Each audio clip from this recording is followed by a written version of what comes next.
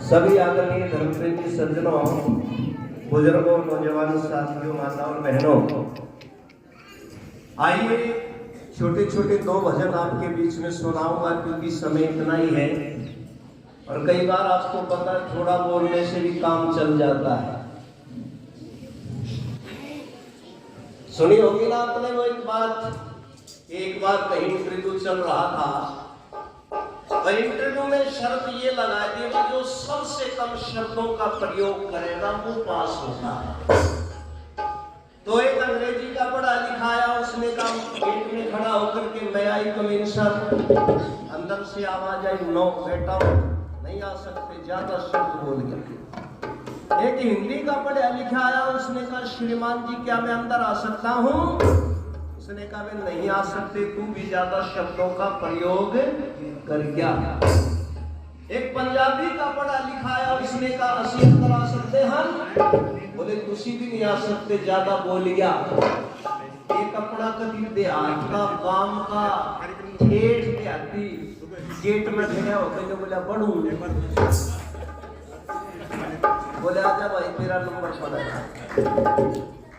तो इसलिए मैं बहुत थोड़ी सी बात, देखो कुछ लोगों ने ठप्पा लगा रखा रामनिवास के ऊपर में, रामनिवास तो देहाती भजनी है, हरियाणा का गांव का, और वो हरियाणा के गांव के लोगों का ही खाते हैं। जब उनके साथ बात करते हैं तो हरियाणवी में बोलते हैं, लेकिन जब हरियाणवी में कोई प्रचार करता है तो एक दो भाई में इथू उथू बोलने वाले है ना, वो कब रामनिवास तो हरियाणा का है, कति हूँ। जननी जन्मभूमि स्वर्गादपि दृश्यति, अपनी भाषा और अपनी धरती से प्यार करना चाहिए। मैंने कहा हरियाणा की भाषा दमदार है, थोड़ी अक्खड़ जरूर है, लेकिन हरियाणा की भाषा में बड़ा भारी मिठास है। लेकिन मैं निरीपुरी ये बात नहीं कहता कि भाई केवल हरियाणा की बात। आओ आज आपको मैं वेद मंत्र पर आधारित एक भजन सुना रहा हूं। बात ना करें ब्रह्मचारी बेटा, बात ना करो। वेद का मंत्र है और उस वेद मंत्र में जो भजन है उसमें प्रश्न किया गया है। उस प्रश्न का उत्तर में आप बच्चों में से पूछूंगा किसी में से, और जो भी उसका उत्तर देगा, ध्यान से सुने, जो भी उस भजन का उत्तर देगा, उसमें जो प्रश्न किया गया है उसको मैं अपनी तरफ से 100 रुपए पुरस्कार के दूंगा। इसलिए सबको बड़े ध्यान से बैठ करके सुनना, ठीक है बेटा? आपने से पूछ सकता हूं, वैसे तो गुरुकुल के बच्चे हो, आप बता भी दोगे। जो बिना गुरुकुल के बैठे हैं उनमें से भी पूछ सकता हूं। इसलिए आपको वो लोग कहते हैं वेद के मंत्र बड़े कठिन हैं, वेद मंत्र समझ में नहीं आते। तो वेद का मंत्र है वो क्या कह रहा है, आपको थोड़ा सा ध्यान आ जाएगा। मैं बड़ों से निवेदन करूंगा, जिनको पता है वो किसी बच्चे को बताएं नहीं, नकल ना करवाएं, ताकि उनको कुछ जानकारी मिल सके। और वेद का मंत्र है द्वा स्वर्णा संयोजा सखाए समानम वृक्षम परिशस्व जाते। ये वेद का मंत्र क्या कह रहा है? ये वेद का मंत्र कहता है एक वृक्ष है। क्या बेटा? सुनो ध्यान से। एक वृक्ष है और उस वृक्ष के ऊपर एक पक्षी बैठा हुआ है, दो पक्षी बैठे हैं। उन दोनों पक्षियों का वृक्ष का नाम बताना है आपने। बड़े ध्यान से सुनेंगे, आपको समझ में आ जाएगा। उनमें अंतर क्या है, भेद क्या है? हर कड़ी वाइज आपको 25-25% शायद ध्यान में आ जाएगा, समझ में आ जाएगा। लेकिन जिनको नहीं पता है वो भी जाने कि वेद के मंत्रों में कितने रहस्य छुपे हुए हैं। इसलिए मंत्र क्या कह रहा है, सुनो भजन। एक वृक्ष पर दो पक्षी बैठे। ये बेटियों का ध्यान नहीं है, अपनी चैनल सुना बेटा। इधर ध्यान दो, पद्मासन लगा ले भाई सभी। लाठी लगा के बैठो, सीधे होकर बैठो, लगाओ पद्मासन।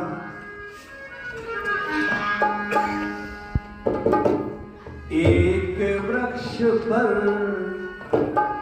दो पक्षी बैठे, बिल्कुल पास पास में, पर बोले कुछ भी है ना। एक खा रहा है फल उसके, दूसरे को कुछ चाहना, बोलो चाहना, बोलो चाहना।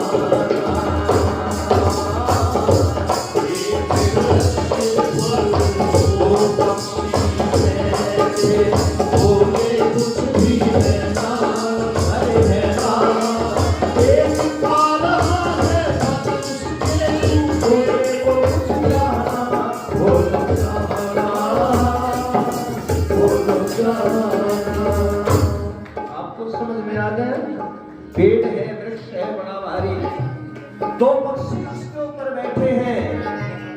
एक उसके फल खा रहा है, लेकिन दूसरे को खाने की कोई इच्छा नहीं हो रही।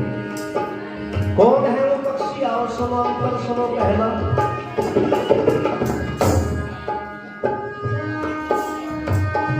खाने वाला बिन फल खाए जीवन ना जी पाए। खाने वाला बिन फल खाए जीवन ना जी पाए। पर तू जानो कभी न खाता, न उसको भूख सताए। पर तू जाओ कभी न खाता, न उसको भूख सताए। बड़े प्यार से देख रहा, नजरे उस पर टेक रहा, बड़े प्यार से देख रहा, नजरे उस पर टेक रहा। और देखने वाला कैसा है? एक नहीं दो चार नहीं लाखों है उसके नैना। बोलो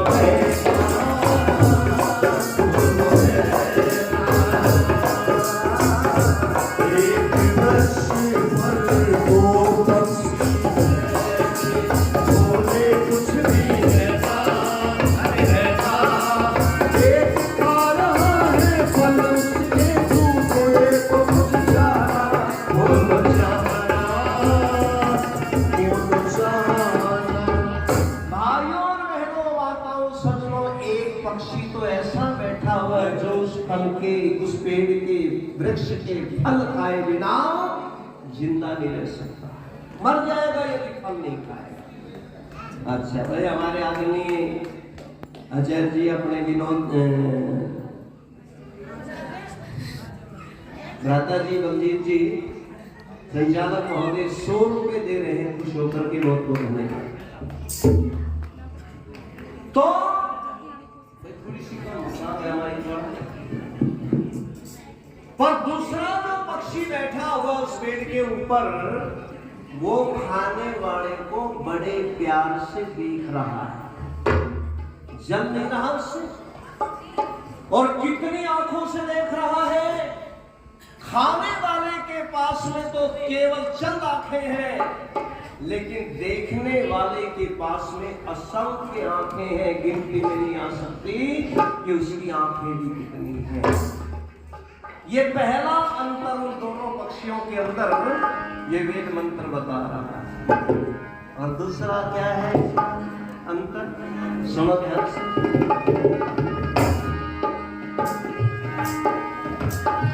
एक है भुगता, एक भोगता, दोनों में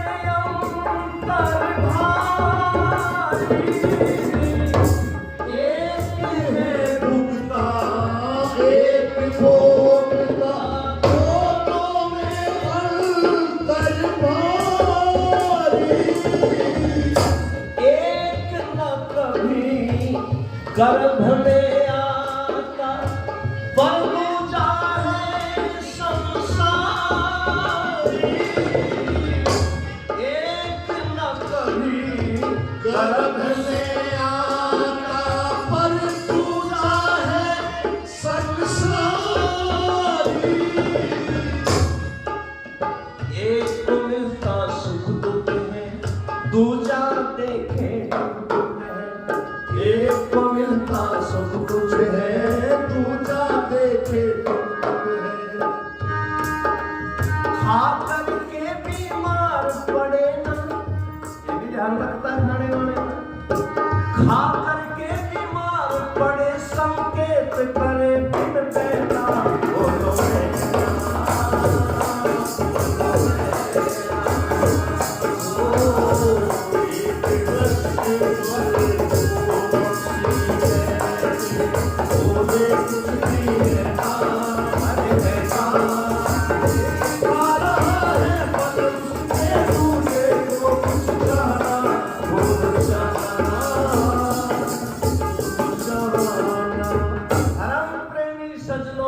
पक्षी तो सुख दुख भी मिलता है, गर्भ में भी आता है, जन्म भी लेता है, लेकिन दूसरा जो है वो कभी ना जन्म लेता है और ना कभी मरता है, अमर है।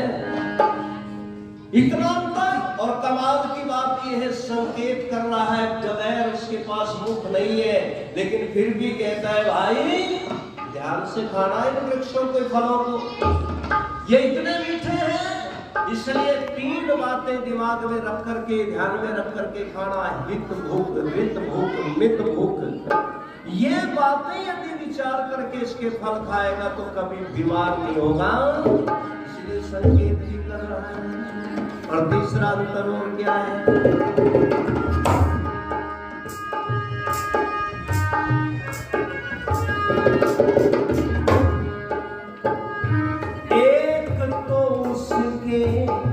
फल खाकर आराम करे सो जाता, एक तो उसके फल खाकर आराम करे सो जाता, पर दूजा बिन खाए पिए सदा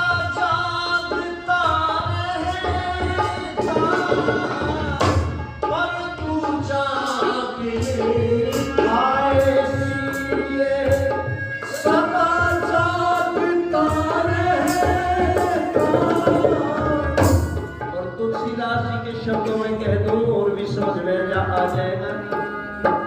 बिन पैरों के चलता है, बिन कानों के सुनता है, बिन पैरों के चलता है, बिन कानों के सुनता है। कर बिन कर्म करत है निरंतर, वो तो बिन और रहना बोलो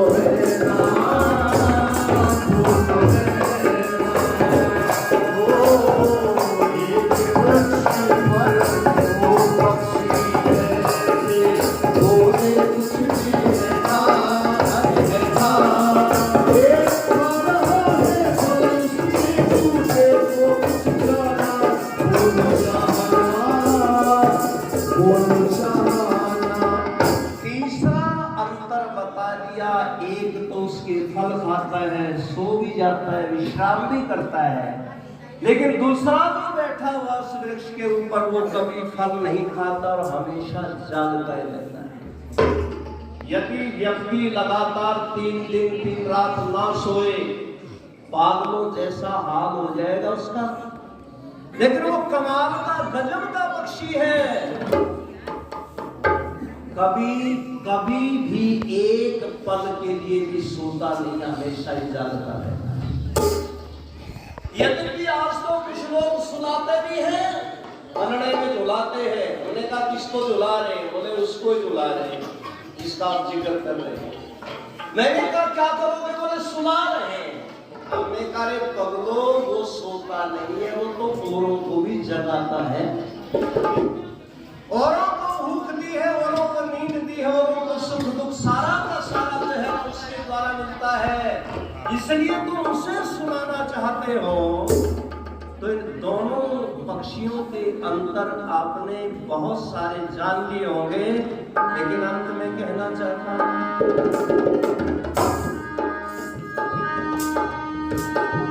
वह दो पक्षी कौन है उनके नाम यदि बतलाए,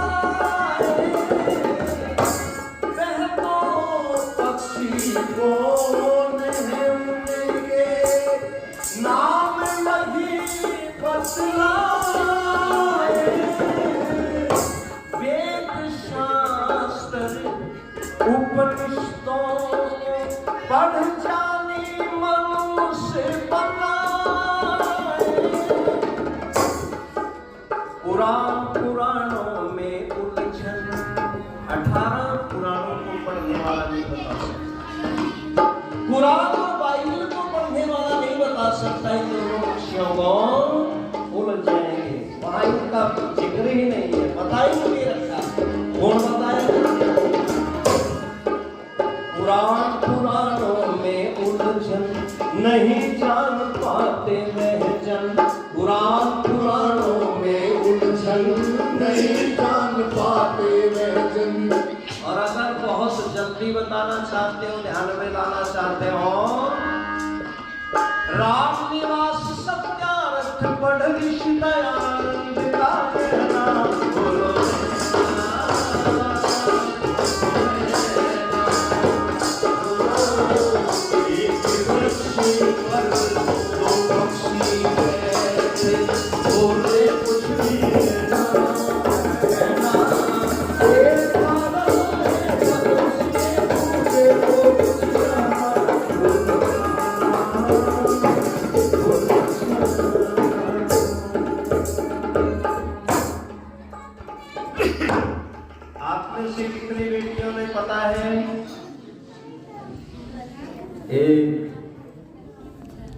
इधर वाले तो चले गए हमारा डिपार्टमेंट में। एक बेटी ने हाथ उठाया, देखो क्योंकि 100 रुपए मैंने पुरस्कार में देने थे और ये 100 रुपए भी मैंने अपने पास से नहीं देने पड़ेंगे। आदरणीय बलजीत जी ने पूछना तो एक सही है, एक वक्त ठीक है। आज बेटा खड़ी हो गया, पहले आप पीछे वाले ये बेटी बताए, बताओ। पेड़ तो संसार है और एक पक्षी इंसान, दूसरा पक्षी ईश्वर। बहुत अच्छा, बहुत सुंदर उत्तर, तालियां बेटी के लिए। यही है ना बेटा दूसरी का भी उत्तर? यही है। अच्छा 100 रुपए तो मेरे से ले, 100 रुपये अच्छा ठीक है, धन्यवाद धन्यवाद। तो देखो कौन बता सकते हैं? वो बता सकते हैं जिन्होंने सत्यार्थ प्रकाश को पढ़ा है। राम निवास सत्यार्थ पढ़ ऋषि दयानंद का कहना। पहले ही समदास को पढ़ लो, आपको ईश्वर के बारे में जानकारी मिल जाएगी।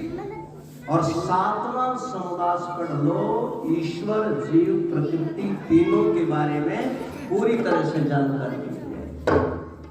अथाह समुद्र है सत्यार्थ प्रकाश। इसलिए महर्षि स्वामी दयानंद जी महाराज का तो धन्यवाद करो। देखो 200वीं जयंती अभी 12 तारीख को आने वाली है? और 200वीं जयंती पर हम सब ही आइए, सनातनी भाई जो है। अच्छा वो उधर से दिलवा दो, उधर से दिलवा दो। ले बेटे हमारे आदरणीय राजवीर जी बेनीवाल खारिया से भाई 100 रुपए ये दूसरी बेटी के लिए उन्होंने दे दिए हैं। मैं भी थोड़ा सा महसूस तो कर रहा था, मैं पक्षपात सा हो गया। यूँ तो कहना ना था मैं बेटा 50-50 बांट लियो, ये कह दियो तो 100 कैसे आते फिर? इसलिए बहुत धन्यवाद, बहुत शुभकामनाएं सभी बेटियों को। अच्छा, हमारे आचार्य जी सत्यवान जी जो है वो थारे लारे मन में भी मिल के बेटा सो, बहुत बहुत धन्यवाद। तो इसलिए देखो, क्योंकि अभी कार्यक्रम समाप्ति की ओर है, उस ऋषि दयानंद जी महाराज का धन्यवाद करते बस एक भजन के द्वारा। और भजन ऐसा है, आपने बहुत बार सुन लिया और बहुत सारे बच्चे तो साथ में गाते हैं, लेकिन गाओ, ऋषि को याद करो, क्योंकि अगर वो ऋषि धरती के ऊपर नहीं आता तो आज आपकी और हमारी स्थिति बड़ी खतरनाक होगी।